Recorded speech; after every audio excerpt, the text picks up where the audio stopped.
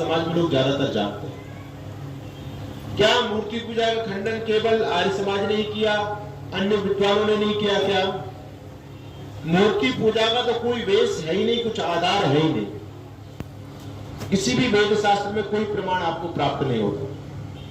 और जितने महापुरुष आए, चाहे वो गुरु नानक देव जी हो, चाहे वो शंकराचार्य हो, चाहे वो स्वामी विवेकानंद हो, चाहे वो कबीरदास जी हो, चाहे वो दादू जी हो, चाहे वो जैन संप्रदाय के हो, उनके अंदर भी अब देखो हर परंपरा में विकृतियां पैदा हो चुकी हैं। लेकिन मूल में आप जाएंगे तो वहां पर उनके जो फाउंडर थे, उन्होंने इन विकृतियों का, इन बुराइयों का विरोध किया।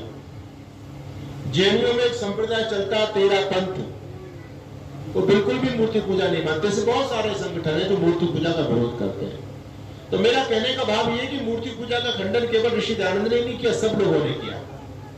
लेकिन टारगेट केवल ऋषि दयानंद को बनाया गया कि ये वो लोग हैं जो मूर्ति पूजा का खंडन करते हैं। आप इस षड्यंत्र को समझने का प्रयास करो, कितना बड़ा षड्यंत्र आर्य समाज के खिलाफ चला है। ऐसा क्यों? आर्य समाज को टारगेट क्यों बनाया गया? आज भी हमारे हिंदू समाज के लोग आर्य समाज से दूरी बना रहे हैं, कहते हैं जी आर्य समाजी है, जी तो आर्य समाजी है। बड़ी विडंबना, अरे आर्य समाजी तो कौन सा गुनाह हो गया भैया, आर्य समाजी है तो। और यहां तक स्थिति है कि हमारे पौराणिक भाई बंधु अपने आप को तो सनातनी कहते हैं और इनको कहते हैं आर्य समाजी है, यानी उनको अपनी धर्म में नहीं मानते। यहां तक विकृतियां समाज में फैल रही है। ये सब कुछ षड्यंत्र चल रहा है आर्य समाज के खिलाफ। वास्तविकता में देखा जाए तो सनातन परंपरा है, उस परंपरा को जीवंत केवल आर्य समाज ने ही रखा है। सनातन क्या है आप ये जानना चाहते हैं तो आपको सत्याप्रकाश पढ़ना पड़ेगा और इसी में आपको विशुद्ध सनातन की नॉलेज, जानकारी प्राप्त हो सकती है। बाकी सनातनियों, सनातन धर्म को समझने के लिए सनातनी लोगों के पास में कोई भी बुक नहीं है बिना सत्याप्रकाश के, केवल एक ग्रंथ है सत्याप्रकाश। लेकिन विडंबना देखो, और हमारे आर्य समाज के लोग भी कहते हैं, हम शहरों में जाते हैं तो माता जी कहती है स्वामी जी हम तो जो हमारी बहन हमारी बहू सनातनी परिवार से आई है, हम तो आर्य समाजी है लेकिन ये सनातनी है। अरे मैंने कहा माता जी आप सबसे बड़ी सनातनी है। सनातन वो है वेद, सनातन है वेद, वेद परमात्मा की वाणी, जो वेद को माने वो सनातन। तो वेद को फॉलो पूरी तरह से आर्य समाज करता है। दुनिया के मंचों से आपको रामायण की कथा मिलेगी, भागवत की कथा मिलेगी, साईं की कथा मिलेगी, शनि की कथा मिलेगी, बहुत सारी कथाएं मिलेंगी, लेकिन कहीं वेद की चर्चा कहीं होती है? बताओ, वेद की कथा होती है तो केवल आर्य समाज के मंच से होती है। तो सनातनी कौन हुआ? आर्य समाज की जो भी परंपरा है, जो भी सिद्धांत है, ध्यान दीजिए, आर्य समाज कोई मत नहीं है, आर्य समाज कोई पंथ नहीं है, आर्य समाज अलग से कोई धर्म नहीं है जैसे अन्य धर्म चल रहे हैं। आर्य समाज को आंदोलन का नाम है और आर्य समाज के जो सिद्धांत है, आर्य समाज जो फॉलो करता है, मानता है, वो ऋषि दयानंद के अपने सिद्धांत नहीं है, वो सारे के सारे सिद्धांत वेद के हैं। ऋषि दयानंद कहते हैं मेरा कोई नवीन मत चलाने का प्रयोजन नहीं है। ब्रह्मा से लेकर के जैमिनी मुनि पर्यंत जो शाश्वत सनातन परंपरा हमारे समाज में चलती रही, कालांतर में जिस परंपरा से हमसे भूल गए, हट गए, दूर हो गए, उसी परंपरा से जोड़ने का काम ऋषि दयानंद सरस्वती ने किया। अलग से कोई मतपंथ आर्य समाज नहीं बनाया। लेकिन आज षड्यंत्र, और षड्यंत्र क्यों है? क्योंकि विधर्मी इस बात को बहुत अच्छी तरह से जानता है, यदि हिंदू समाज आर्य समाज के संपर्क में रहेगा तो ये हमारा निवारण नहीं बन पाएगा। आज आप लोगों पर बहुत बड़ा संकट चल रहा है, ध्यान दीजिएगा, बहुत बड़ा संकट। सनातन परंपरा में हमारे 4 संप्रदाय आते हैं। हमारे सरदार भाई जी बैठे, ये भी सनातनी, यानी हमारा जो मूल है सबका सनातन है। जैन भी परंपरा सनातन से निकली है, सिख परंपरा सनातन से निकली है, बौद्ध परंपरा सनातन से निकली, ये सभी सनातन है। ध्यान दीजिए, पूरी दुनिया में एक एजेंडा चला हुआ है कि दुनिया से सनातनियों को समाप्त किया जाए, खत्म किया जाए। 2 बड़ी बड़ी शक्तियां आपके पीछे पड़ी हुई है, एक इस्लाम और एक क्रिश्चियनिटी, और पूरी दुनिया से आपको मिटा दिया, खत्म कर दिया। अनेक प्रकार की जिहाद चला करके, लव जिहाद, लैंड जिहाद, एजुकेशन जिहाद, लगभग धरती से 100 करोड़ हिंदुओं का धर्म परिवर्तन हुआ। इतने बड़े पैमाने पर हमारे पूर्वज लोगों ने धर्म परिवर्तन कर दिया, करने होते लोग चले गए। आज भी वो लोग के जिहाद चला करके ईसाई मिशनरियों को देखो, वो अपना प्रकल्प लेकर के समाज में कन्वर्सेशन का काम कर रहे हैं। आज उनके बीच में कोई आड़ा आ रहा है, कोई विचारधारा, तो वो विचारधारा केवल आर्य समाज की विचारधारा उनके सामने आ रही है। आज मुल्ला मौलवी यदि घबराते हैं, पादरी घबराते हैं, तो अन्य किसी संगठन से नहीं घबरा रहे। ध्यान दीजिए इस बात, केवल उनको भय तो केवल आर्य समाज का भय है। मुल्ला मौलवियों के वीडियो वायरल हो रहे हैं, वो कहते हैं काफिरों में एक जमात है आर्य समाज, और ये जमात के स्कॉलर जिनके यूट्यूब बड़े बड़े चैनल हैं, मिलियनों जिनके व्यूज आते हैं, जिनके फॉलोवर हैं, इनके स्कॉलर हमारे धर्म पर, हमारे हदीस पर, कुरान पर, मोहम्मद साहब पर ऐसे ऐसे बोल रहे हैं कि आज हम लोगों के पास में उनके प्रश्नों का जवाब नहीं है। हम हमारे किए करार पर पानी फेरे यार समाज के लोग। ध्यान दीजिए माताओं बहनों, दो प्रकार की लड़ाई होती है। एक लड़ाई होती है विचार की और एक लड़ाई होती है हथियार की। हथियार की लड़ाइयों का समय अब जा चुका है।